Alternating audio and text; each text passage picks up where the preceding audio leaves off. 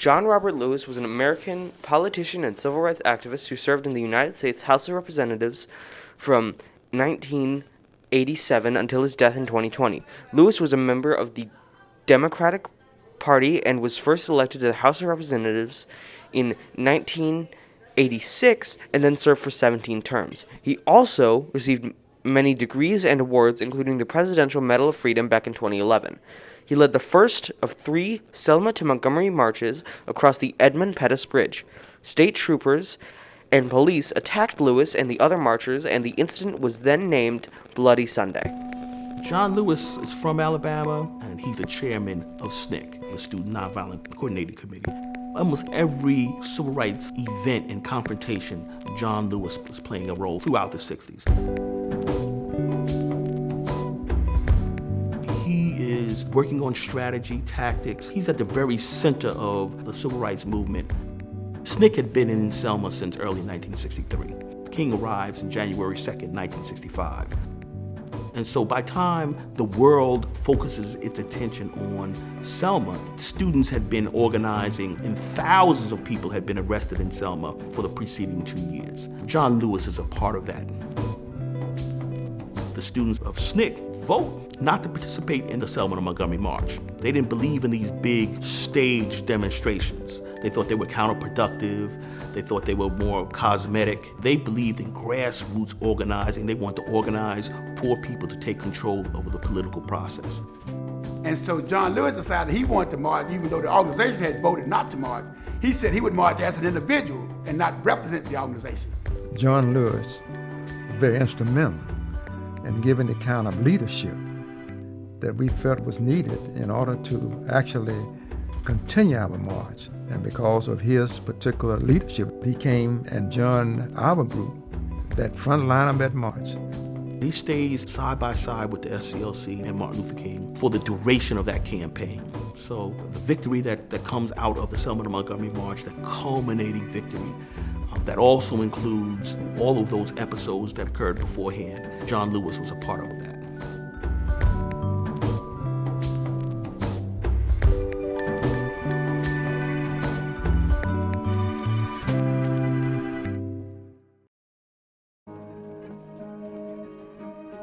Something deep down within me, moving me, that I could no longer be satisfied or go along with an evil system.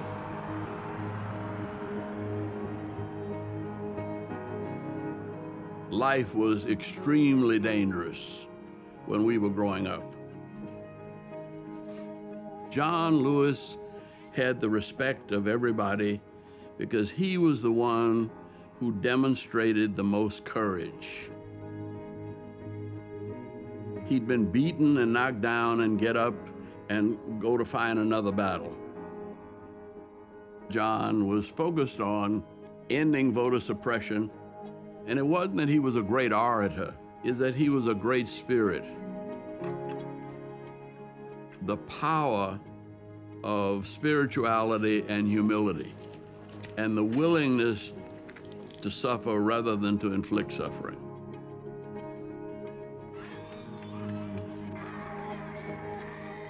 One of the things that John has taught us is that, yeah, you may have to sacrifice, but if you're sacrificing for a cause, something bigger than you, and you really believe in it, then you will have people following you. If we do not get meaningful legislation out of this Congress, we will march through the South, through the streets of Jackson, through the streets of Danville, through the streets of Cambridge, through the streets of Birmingham.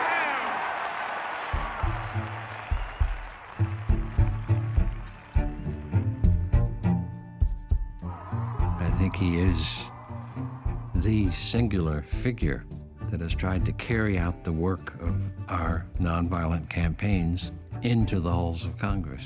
From day one, John Lewis was a role model for the members of Congress, whether they were freshmen or here a long time, because he brought with him a kind of heft, a weightiness of purpose. I got arrested a few times during the 60s. 40 times. And since I've been in Congress, another 5 times. The means by which we struggle must be consistent with the end we seek. Someone who has navigated thorny issues of policy, not by castigating alone, but by also encouraging people to be better than they think they can be. Today we are considering a fair housing measure which not only protects our nation's minorities, but it protects the needs of those with disabilities and families with children. How long do we have to wait before we decide to ban assault weapons? We have another opportunity to bring more of our citizens into political participation. I have on my marching shoes. That's right. I'm fired up. I'm ready to march. And all of these decades later, while he and others of his generation achieved much, we're still fighting against police brutality and fighting for our voting rights. And so we best honor him by continuing to fight the good fights that he fought.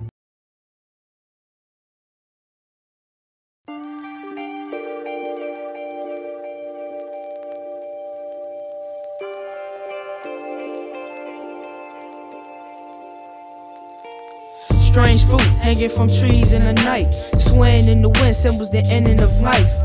Picture your mother dead just for trying to vote. Inside your done you feel so only dying of hope. They seen us being killed, they tighten the rope. The more and more we spoke out, the higher we'll go. We say this world is better, things happen to bring back time. They tried to knock us down, at that we would go run and hide. Actions I made in life results to crime me. Let me tell you about someone who was willing to die for me. Someone who fought for rights to get equality and peace. They said to preach the word, man, I'ma speak on reality. John Lewis, a real figure in this movement. Black lives matter, to this day we still use it. Born in Alabama, 1940 in the segregation. He worked the field, some we don't know about in this generation. To make a living in this country, all the problems facing. He was a black man who beat the odds winning education.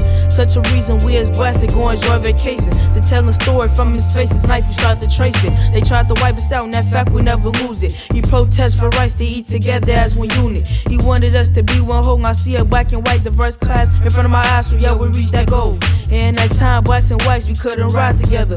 Lewis decided that wasn't gonna be life forever.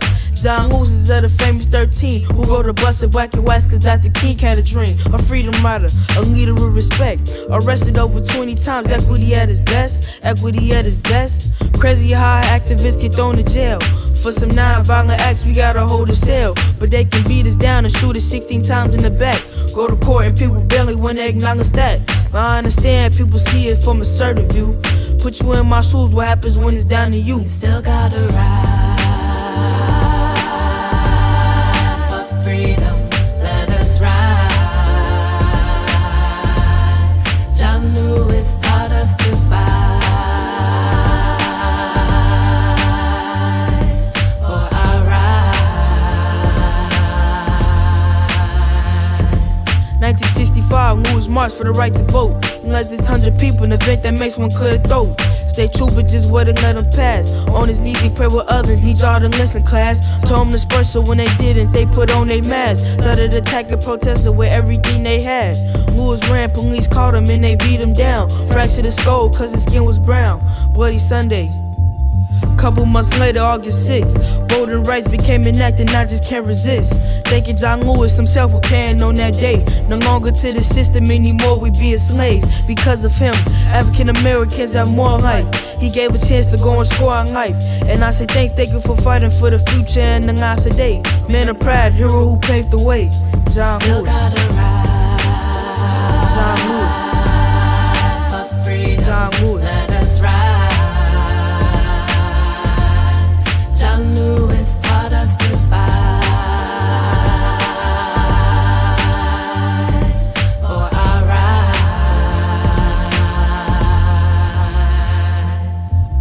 Young people behind the Iron Curtain would see Selma and eventually tear down that wall.